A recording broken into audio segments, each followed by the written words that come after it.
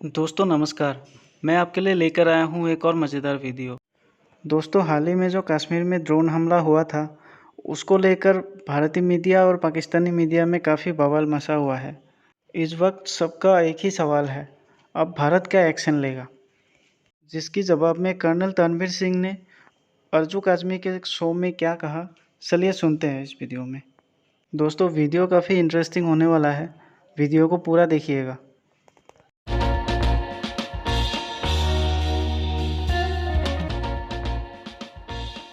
जैसे कि आप सब देख ही रहे हैं, हमारे साथ हैं जी कर्नल दानवीर सिंह, जो कि डिफेंस एक्सपर्ट हैं इंडिया से। बहुत शुक्रिया सर कि आज आपने ज्वाइन किया। जी बहुत शुक्रिया, आपने इनवाइट किया, थैंक यू। सर आजकल फिर एक जो है वो न्यूज़ आपके यहाँ चली हुई है कि कोई ड्रोन आप लोगों ने पकड़ा है या देखा है, और उसके बाद इवन कल भी यही न्यूज़ चल रही थी और आज भी यही न्यूज़ कुछ चैनल्स पे चली, आपके जो इंडियन न्यूज़ चैनल्स हैं उसके ऊपर आ रही है, और उसमें यही कहा जा रहा है कि आज फिर कोई ड्रोन उन्होंने देखा है या मार गिराया है आपकी आर्मी ने जम्मू कश्मीर साइड पे। तो उनमें मैं भी एक इंडियन शो पे ही गई थी इस शो से पहले, तो वहां पे जो बात हो रही थी, वहां इवन एक पैनलिस्ट, इंडियन पैनलिस्ट, ये बात कर रहे थे कि अभी नहीं पता कहाँ से आया, किसने भेजा, क्या हुआ, लेकिन नाम पाकिस्तान का लगाया जा रहा है। आप क्या समझते हैं कि ये सब कुछ क्या हो रहा है, और बगैर इन्वेस्टिगेशन के आप लोग कैसे पाकिस्तान का नाम ले रहे हैं? सबसे पहले तो इंडियन टीवी पे ये चल रहा है तो इसलिए नहीं चल रहा है कि उनका मन कर रहा है कि चला दें तो चल रहा है, वो इसलिए चल रहा है कि ड्रोन का हमला हुआ जम्मू में, और एक बहुत इम्पोर्टेंट फैक्टर है वो टेररिज्म के लिहाज से कि एक नया डायमेंशन ऐड हुआ है टेररिज्म में, और वो सेकंड डायमेंशनल एयर का है, और इससे पूरा जो पैराडाइम है वो चेंज हो जाता है। लड़ाई लड़ने का तरीका जो है पूरा चेंज हो जाता है, स्ट्रेटेजी भी चेंज होती है।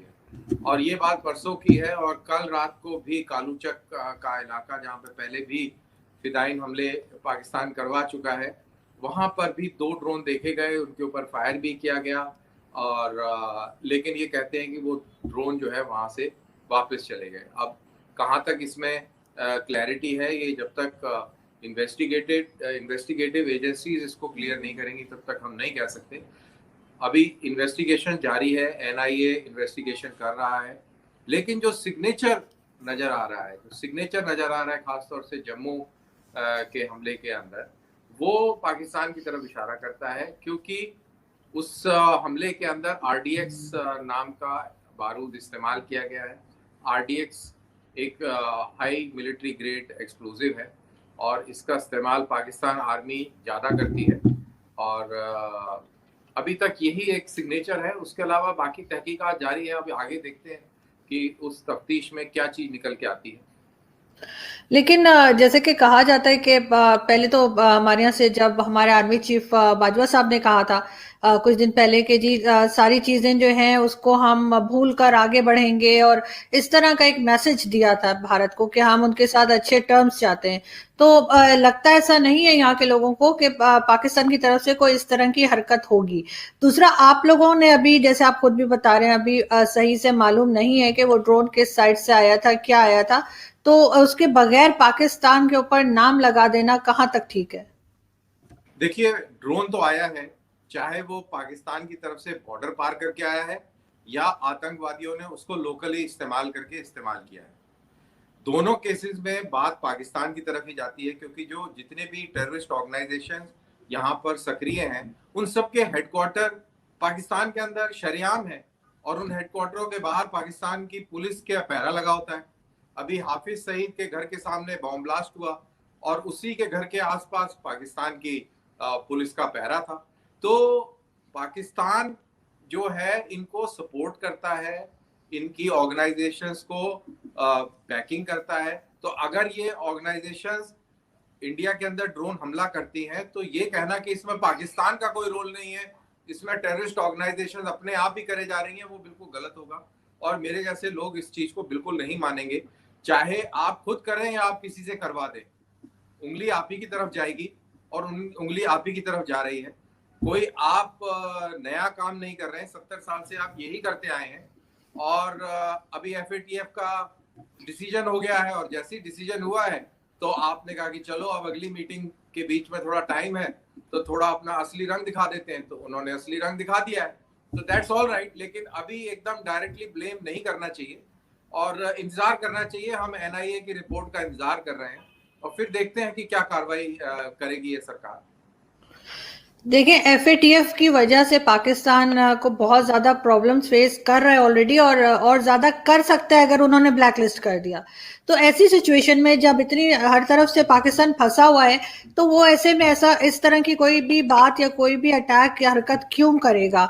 दूसरा, आप ये नहीं समझते कि जो कश्मीर में चल रहा है आपके यहाँ, और बहुत से लोग अभी, बल्कि जिस डिबेट में मैं थी वहां पे भी एक पॉलिटिकल पार्टी जो थी वो मुसलसल कह रहे थे कि जी सब कुछ ठीक है कश्मीर में, बिल्कुल सब नॉर्मल लाइफ चल रही है, और दूसरी पार्टी के जो थे वो कह रहे थे कि नहीं ऐसा कुछ नहीं है। और अभी थोड़े दिन पहले हमने देखा भी कि किस तरह से मीटिंग हुई कश्मीरी लीडर्स के साथ आपके प्राइम मिनिस्टर की, और फिर बाहर आके उन्होंने कुछ और बात की, जो लीडर्स थे वो इतने खुश नहीं थे। तो आपको ऐसा नहीं लगता कि वहीं के कुछ लोग ऐसे हैं कश्मीर के जो चाहते हैं कि इस तरह की कोई गड़बड़ चलती रहे और इंडिया पाकिस्तान का जो पीस प्रोसेस है उसको डैमेज किया जाए? देखिए, पॉलिटिकल पार्टीज हैं, वो प्राइम मिनिस्टर से मिले और उसके बाद में उन्होंने कोई ऐसा, वैसे बाय द वे कोई ऐसा बयान नहीं दिया जिससे कि वो लगे कि वो बहुत ही नाखुश हैं और वो किसी अलग ही डायरेक्शन में जा रहे हैं। उनका अपना पॉइंट ऑफ व्यू है और हमारे यहाँ डेमोक्रेसी है, और जब डेमोक्रेटिक प्रोसेस की बात होती है तो इसमें मुख्तलिफ किस्म की बातें होती हैं। बंगाल के चीफ मिनिस्टर ने तो ये कहा कि आर्टिकल 370 को दोबारा से बहाल कर देना चाहिए। तो इसका मतलब ये नहीं है कि बंगाल की जो चीफ मिनिस्टर है वो अलहदगी की बात करें, कुछ नहीं। ये डेमोक्रेसी है, ये डिस्कशन है, ये डिबेट है। और ये मानना कि नेता जो है, जो लीडर्स हैं, वो प्राइम मिनिस्टर के ऑफिस के बाद बाहर आए और उसके बाद में वो डांस करने लग जाएंगे, खुशी में पागल हो जाएंगे, ऐसा नहीं होता है। ये उनका हक है कि वो अपना जो इज़हार ख्याल है वो रखे, और उन्होंने किया, उससे कोई आपत्ति नहीं है। जहां तक कश्मीर के अंदर अमनो अमान का सवाल है, बाय एंड लार्ज पूरी वैली के अंदर पूरा कंट्रोल है, लॉ एंड ऑर्डर बिल्कुल काबू में है। इक्का दुक्का घटनाएं होती रहती हैं। 2 दिन पहले एक सीआरपीएफ की पोस्ट के पास एक ग्रेनेड फेंक के एक आदमी चला गया, और फिर ये ड्रोन की घटना हो गई। तो ये कार्रवाई चलती रहेगी, क्योंकि पाकिस्तान बहुत परेशान है कि अगर कश्मीर के अंदर पीस हो गया, कश्मीर के अंदर पॉलिटिकल प्रोसेस अगर शुरू हो जाता है, तो उसमें पाकिस्तान की का जो कंट्रोल है वो खत्म हो रहा है। अभी पाकिस्तान तो बहुत परेशान है कि 370 हट गया, जो उनके जो नुमाइंदे थे हुर्रियत कॉन्फ्रेंस के, वो सब जेलों में सड़ रहे हैं। तो वो काफी परेशान है। और वो क्यों परेशान है और मैं क्यों बोल रहा हूँ, ये आप देखिए, इमरान खान ने न्यूयॉर्क टाइम्स को उन्होंने इंटरव्यू दिया। उन्होंने कहा कि जब से मोदी आया तब से सब काम खराब हो गया है, और मोदी की आरएसएस की सोच है, अगर मोदी ना होता तो हमारे बहुत अच्छे रिश्ते होते। वो भूल गए बताना कि जब मोदी नहीं था तब उन्होंने एशिया का सबसे बड़ा हमला, आतंकवादी हमला बॉम्बे में किया था, मुंबई में, और वो पता नहीं कौन से रिश्तों की बात कर रहे थे। तो वो ऐसा लग रहा था कि काफी साइडलाइन महसूस कर रहे हैं, इग्नोर्ड महसूस कर रहे हैं, और काफी इररिलेवेंट महसूस कर रहे हैं। तो ये इररिलेवेंस की जो फीलिंग आ रही है पाकिस्तान के अंदर, और वापस रेलिवेंट होने के लिए एक ही स्किल आती है, और वो है आतंकवाद। आतंकवादी घटनाएं करो और फिर सुर्खियों में आ जाओ। उसके अलावा कोई चीज आता ही नहीं, हुनर ही कोई नहीं है आतंकवाद के अलावा। तो यही हुनर वो पेश करेंगे, और उनसे और कोई तवक्को भी नहीं है, और हमें कोई हैरानी भी नहीं हुई है। और जैसा मैंने कहा कि अभी तफ्तीश चल रही है, अभी देखते हैं। देखिए, इलेक्शन से पहले जब इलेक्शंस नहीं हुए थे और नरेंद्र मोदी जी ने उस वक्त प्राइम मिनिस्टर नहीं बने थे, तो इमरान खान साहब का ही कहना था कि अगर आ गए नरेंद्र मोदी तो हमें कश्मीर का इशू सॉल्व करने में आसानी रहेगी। मेरे ख्याल है उन्होंने तो अच्छी विशेष ही भेजी थी। लेकिन साथ ही साथ जितनी भी आपकी आर्मी वहां पर है कश्मीर में, मैं ये किसी डिबेट में नहीं पढ़ूंगी कि क्योंकि पाकिस्तान में कुछ और फिगर बताया जाता है और इंडिया से कुछ और बताया जाता है, लेकिन जितने भी है बहरहाल काफी हैं उस एरिया के लिए, जो कि बहुत बड़ा नहीं है कश्मीर का। तो फिर कंट्रोल क्यों नहीं कर पा रहे? इसमें आप समझते हैं कि कहीं ना कहीं वीकनेस है, या कहीं ना कहीं आर्मी का फेलियर है कि वो इस चीज को, यानी ड्रोन भी जो आ रहे हैं वो भी आपकी टीवी पे बता रहे थे कि उसको मार गिराने के लिए भी जो है छोटे ड्रोन्स को, आप लोगों के पास कोई टेक्नोलॉजी नहीं है। बड़े ड्रोन्स को तो कर लेते हैं लेकिन छोटे को हैंडल नहीं कर पा रहे। मैं दो पॉइंट बताता हूँ। सबसे पहले जहां तक आर्मी का सवाल है कश्मीर के अंदर, वो हमारा इलाका, हम कितनी भी आर्मी रखें उसमें पाकिस्तान के पेट में दर्द बिल्कुल नहीं होना चाहिए।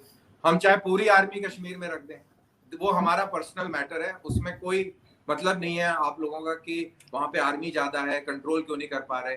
वो हम कर लेंगे, कंट्रोल नहीं कर लेंगे तो हम खुद सफर करेंगे, उसमें आप लोगों को कोई परेशानी नहीं होनी चाहिए। एक जहां तक ड्रोन्स का सवाल है, छोटे ड्रोन्स को डिटेक्ट करने का जो रडार्स है वो हमारे पास नहीं है और वो आपके पास भी नहीं है। और अगर आप लोगों ने इस प्रकार की बदमाशी करी और इसमें आप लोगों की तार नजर आए तो ये भी गलत फहमी में नहीं रहना कि कोई कार्रवाई नहीं होगी, क्योंकि ये नरेंद्र मोदी की सरकार है यहाँ पर और ये इस तरीके से नहीं चलेगा कि कुछ भी कर दो उसके बाद में बोल दो कि अब हम सब बुला के और झप्पी पालेंगे। तो जो आपका पहले सवाल था कि बाजवा ने ऐसे कहा और उसके बाद में ऐसे हो रहा है, वो इसलिए हो रहा है क्योंकि पाकिस्तान की जो जुबान है वो सांप की तरह है, दो उसको टंग पोक कहते हैं। जुमा एक तरफ से कुछ कहता है, करता कुछ है, और ये जो उसका जो कैरेक्टर है ये हम लोग बखूबी जानते हैं। और इसलिए बाजवा क्या कहते हैं, इमरान ने क्या कहा, उससे हमें मतलब नहीं है। तो दोस्तों उम्मीद करता हूँ आपको वीडियो पसंद आया होगा, तो वीडियो को लाइक कर दीजिए, शेयर कर दीजिए और चैनल को सब्सक्राइब कर दीजिए।